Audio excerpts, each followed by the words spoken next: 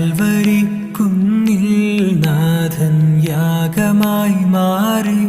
അന്നു കാൽനടയായി നാഥൻ മലമുകളേറി.